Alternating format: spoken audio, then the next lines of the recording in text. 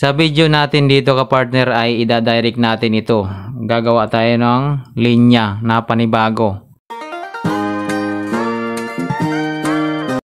So ayan mga ka-partner, may nakikita tayo ditong electric kettle dito sa ating harapan. Ito ay sira na at hindi na ito gumagana. Mayroon tayong extension dito, kahit isaksak natin yan, wala talaga. Deads talaga. Wala po siyang ilaw. Tsaka itong switch baka sira na po ito. Dahil ito ang madalas nasisira. At tsaka ito. Dito madalas naglulos. May dalawang kontak po yan dyan sa kabilaan na yan. Kaya lang ito naglulos. Kaya siguro dyan sira na. Tsaka ito hindi naman ito madalas nasisira, ito lang. Ito ang madalas. Ito. Yan o. Makikita natin dyan kabilaan yan. Kaliwa at saka kanan. Mayroong parang tanso dyan. Para magkaroon siya ng connection dito. Sa dalawang bilog na yan. Tapos, ang masaklap nito itong switch. Nasisira din po ito.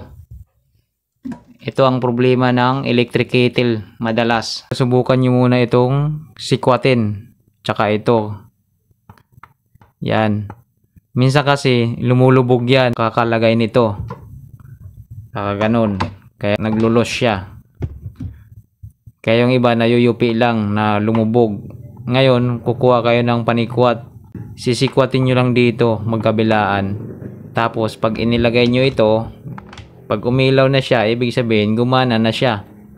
Pero pag hindi, inayos nyo na ito tapos ayaw pa rin, ibig sabihin sira na po yan. O kaya dito sa switch, nagkaroon ng diferensya. Siyempre nga partner, alam naman natin na ida-direct natin ito. Papasok sa iyong isipan kung paano natin ito ida-direct. Ngayon ka partner, kumuha ka ng wire. Kung may wire ka sa inyo, kumuha ka o kaya bumili ka ng wire. At saka ito, yung plug. Ito yung plug na bibilhin mo kasi ito heavy duty na. Ayan, nilagay ko na yung wire dyan. Huwag kang maglagay ng wire ng masyadong malaki tsaka masyadong manipis. Ito ay nabili ko lang sa auto supply, ako bumili nito. Ayan. Bumili ako ng 1 metro. Bali dalawa kasi magkabilaan. 1 metro po ang sukat nito. Pwede nyo putulan dito. Kung gusto nyo maiksi. Kung gusto nyo naman ng mahaba, pwede rin. Ito ay hindi masyado manipis at hindi masyado makapal. Katamtaman lang po ito. Sa sukat niya dito. Sa wire na to. Ito ay automotive wire. Kagaya ng mga sa motor natin. Ganun lang kalaki ang pwede natin gamitin dito sa ating pagdadirect. Sa pagbaklas nito ka-partner ay madali lang. Mayroon siyang 3 screw type. Pipihitin nyo lang yan ng screw. Matatanggal na po yan. Ito na po yung hitsura niya. Ito naman yung heating element niya. Yung paikot na yan. Na parang nakabukol. Dito nagpo-produce ng init tapos binabato niya dito sa heating plate. Dito sa lata mismo. Kaya umiinit yung tubig. Dahil ito po mayroong powder sa loob. Tsaka mayroong wire dito na maliit sa loob. Nakapaikot. Naka-type spring siya. Nakikita mo dito ka partner na mayroon siyang linya. May mga wire dyan. Ayan. Linya ng ilaw. Tsaka yung dalawang connection. Dalawang connection lang po yan ka-partner. Hindi po yan nakakalito kasi dalawang paalam po yan nandyan o. Pagkabilaan. Ayan, dalawang wire papunta sa switch. Tapos lumabas dito. Ngayon ka-partner ay hindi pa tayo tapos. Tatanggalin po natin ito kasi meron pa ditong screw type. Ayan, sa butas na yan. Tatanggalin natin yan. Kasi hindi na tayo gagamit ng switch. Tatanggalin na natin yung switch kasi magdadirect na nga tayo. Ito na yung switch ka partner. Uhugutin mo lang ito magkabilaan. Yan lang ang tatanggalin natin. Ito hindi na natin tatanggalin, hayaan na lang natin dyan. Wala nang silbi yan. Ayan ka-partner, nahugot na natin.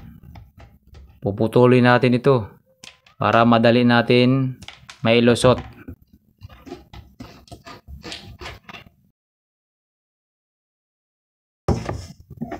Tapos yung isa na yan, hugutin mo rin yan.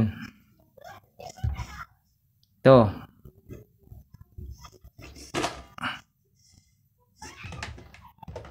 Wala na po yan. Ito yung importante, yung dalawang linya. Ito, tsaka yung isa na yan, kukunin natin yan. Ito, hugutin natin dito kung saan siya nakakunik. Nakuha na natin yung isang linya. Mayroon na tayong linya dito. Tapos ito naman yung hugutin natin. Para dito natin idudugtong yung wire.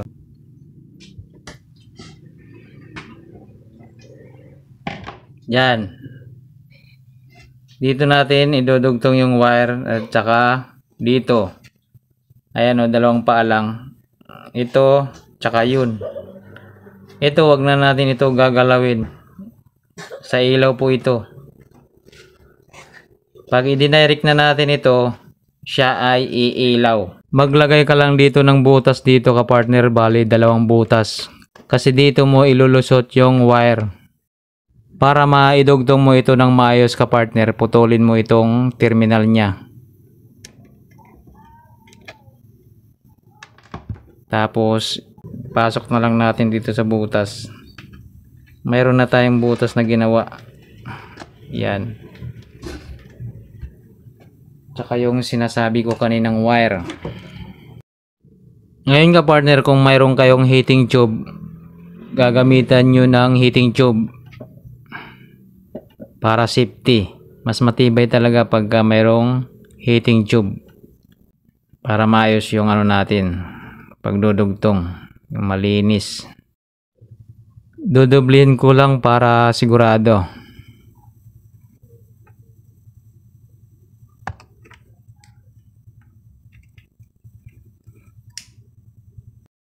Ayan ka partner, ito na yung hitsura niya.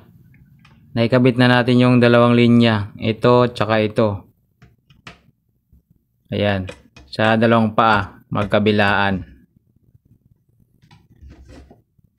Ito medyo mahaba lang. Ayan o, nasa labas. Ito yung dugtong niya sa labas. Mas maganda yung hindi sila magkatapat. Ayan. Ito yung wire natin. Tsaka yung plug. Kakabit na natin dito yung cover niya sa hawakan. Ito. Ganyan yan eh. Ayan. Ayan yung magiging hitsura niya. Ilalagay na rin po natin yung cover. Kaunting paalala lang mga kapartner doon sa ating masugid na taga-subaybay. Ito po kapartner ay wala po itong switch. Hindi na po tayo gumamit ng switch dahil ito ay dinadirect na natin. Pag kumulo kapartner, syempre bubunutin mo ito. Yung saksakan niya. Ikaw na lang mag-a-adjust pagka siya ay kumulo.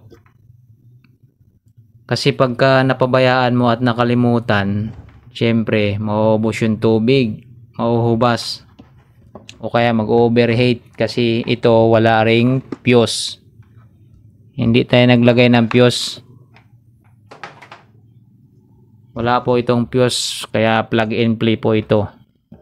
Kaya payo lang sa mga magpakulo ng tubig, kailangan ay bantayan. Huwag po natin pababayaan.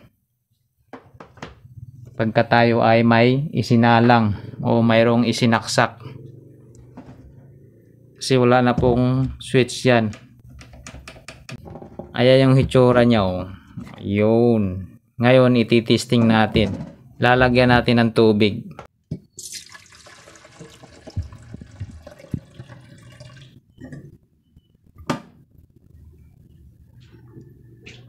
May tubig na kapartner. Isasaksak na natin. Ito yung saksakan. Ito yung plug. Isasaksak na natin kung iilaw ba siya. Ay mga partner, oh, may ilaw na siya. Oh. Bubunutin ko. Yan. Namamatay, di ba? Yan, umiilaw. May ilaw na po yan kapartner. Pag binunot, oh. Pag isaksak, nagkakaroon siya ng ilaw. Ibig sabihin nito kapartner, siya ay gumagana kahit wala po siyang switch. Wala pong nagka-cut off sa kanya. Hindi po siya nagka-cut off. Pagka kumukulo na siya, yung sobrang kulo na, hindi na niya i-cut off. Dahil ito ay deads na. Hindi na natin ito ginamit. Wala na pong connection yan. Kasi hinugot natin kanina yan, yung connection niya dyan. Ayan, madidinig natin na siya ay kumukulo.